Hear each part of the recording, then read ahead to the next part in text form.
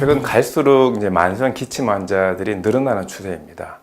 외부적인 요인으로는 다들 아시다시피 이 대기 오염으로 인한 미세먼지가 갈수록 진해지고 있습니다.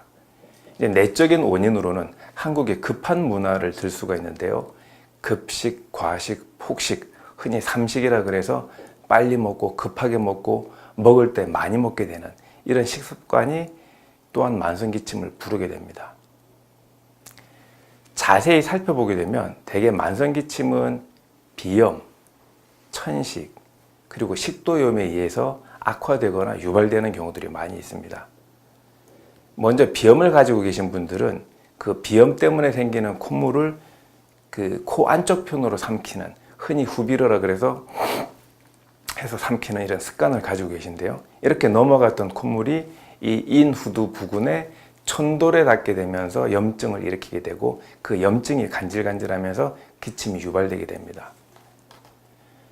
이제 두 번째는 기침 자체가 천식을 유발하기도 하고 천식 자체가 가벼운 기침으로 존재하기도 하는데요. 이 인후두 쪽에 생겼던 염증 자체는 반복적인 경과를 보내게 되면서 폐 전체의 변화를 가져와서 천식이 생기게 되고 이 천식이 기침으로만 나타나게 됩니다. 이제 세 번째는 식도염인데요. 위장을 따라서 내려가야 될 그 위산이 내려가지 못하고 식도를 따라 올라오게 되면서 마찬가지로 이 하부인, 후두인, 이 천돌혈에 염증을 일으키게 되고 마찬가지로 기침의 원인이 되게 됩니다. 대개 만성 기침에 대한 일반적인 이 접근법은 대개 첫째는 개별적 치료법입니다.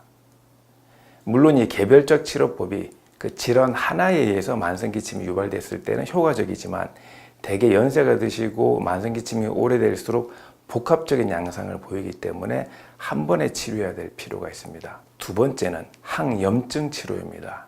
그러니까 염증이 유발된 부위 중심으로 해서 생기는 염증만을 염두에 두고 항생제를 통해서 치료를 하게 되는데요. 그런 상태에서 전신을 염두에 두지 않는다 그러면 한 번 없어졌던 염증이 또다시 생기게 되면서 결국 이것 또한 만성 기침의 또 다른 원인을 제공하게 되는 겁니다. 세 번째는 해열 치료입니다. 일반적으로 몸에 염증이 생기게 되면 그 염증에 의해서 열이 발생하게 됩니다. 그런데 어떤 의미에서 이 염증과 열은 인체의 향상성, 인체가 정상적으로 활동하기 위한 방어 체계이기도 한데 이 해열제를 통해서 열을 떨어뜨리게 되면 오히려 몸이 냉증 상태, 찬 상태로 바뀌면서 이 또한 만성 기침의 또 다른 원인을 제공할 수도 있는 겁니다. 그래서 저는 이렇게 치료합니다. 먼저 천연항생제 치료입니다.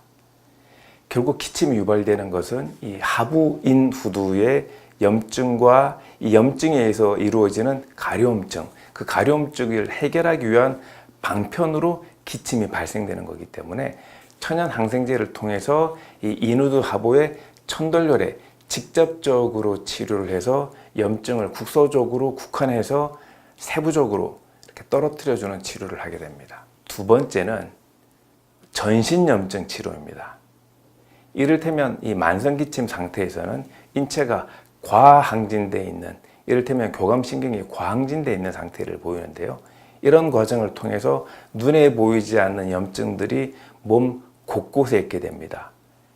그걸 염두에 두고 전반적으로 교감신경이 항진되어 있는 상태를 낮춰주게 되는, 그를 통해서 전신 염증을 해소해 드리는 그런 치료를 하고 있습니다. 세 번째는 열을 그대로 두는 치료법입니다.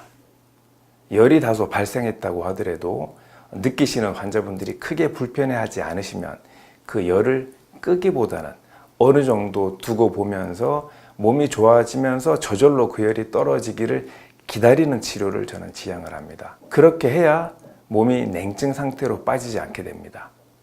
결국 만성기침이 반복되는 가장 큰 카테고리 중에 하나는 바로 몸이 냉증 상태로 빠지게 되는 겁니다.